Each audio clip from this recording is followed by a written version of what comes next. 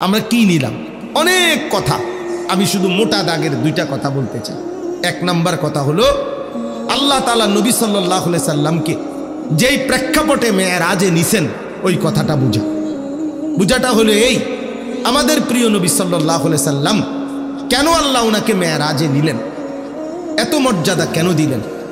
আমাদের নবী সাল্লাল্লাহু আলাইহি সাল্লাম 40 বছর বয়সে যখন ইসলামের দাওয়াত শুরু করলেন, এই সেদিন থেকে বিরোধিতা শুরু হয়েছে। প্রথম দিনেই কি করছে? বিরোধিতা করছে। আবু লাহাব নবীজিকে মন্দ বলছে, এই বিরোধিতার সূচনাকারী। এরপরে এক টানা 10 বছর, 40 থেকে 50, নবীজি এই 10টি বছর মক্কার জমিনে দিবানিশি কালেমার দাওয়াত দিছেন। আর এই মক্কার কুরাইশরা, কাফেররা প্রতিনিয়ত আমাদের নবী সাল্লাল্লাহু আলাইহি সাল্লামের বিরোধিতা করছেন, ওনার বিরুদ্ধে ষড়যন্ত্র করছেন, ওনাকে অকথ্য গালিগালাজ, শারীরিক নির্যাতন, ওনার সাহাবীদের উপরে জুলুম নির্যাতন প্রতি কদম কদম বাধাগ্রস্ত করছেন। নবী সাল্লাল্লাহু আলাইহি সাল্লাম একদিনের জন্য থামেন নাই। তিনি তার মিশন, আমি সংক্ষেপে বলতেছি, কাজ করে গেছেন।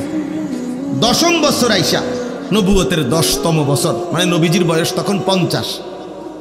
40 বছর বয়সে শুরু করিলে তো 10 বছর পরে কত? কথা বলেন। এই 50তম বছরে নবীজি সাল্লাল্লাহু আলাইহি সাল্লামের 2 জন আপনজন ইন্তেকাল করছেন। একজন হলো চাচা আবু তালেব, আরেকজন হলো নবীজির স্ত্রী আম্মা জান খাদিজা রাদিয়াল্লাহু তাআলা আনহা।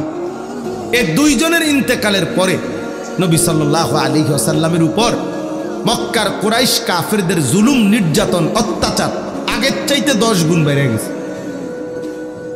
এইবার আল্লাহর নবী সাল্লাল্লাহু আলাইহি সাল্লাম 11তম বছর, নবীজির বয়স তখন 51। এই 11তম বছরের শেষে আল্লাহর নবী সাল্লাল্লাহু আলাইহি সাল্লাম পার্শ্ববর্তী তায়েফ, এই তায়েফে গেছেন। নবীজির পালক পুত্র যায়েদ ইবনে হারেসা রাদিয়াল্লাহু তাআলা আনহুকে সাথে নিয়ে তায়েফে গেছেন কালেমার দাওয়াত দিতে। এখানে বেশি কষ্ট হচ্ছে, বেশি বিরোধিতা করতেছে, এই জন্য ভাবলেন তায়েফে গিয়ে দেখি।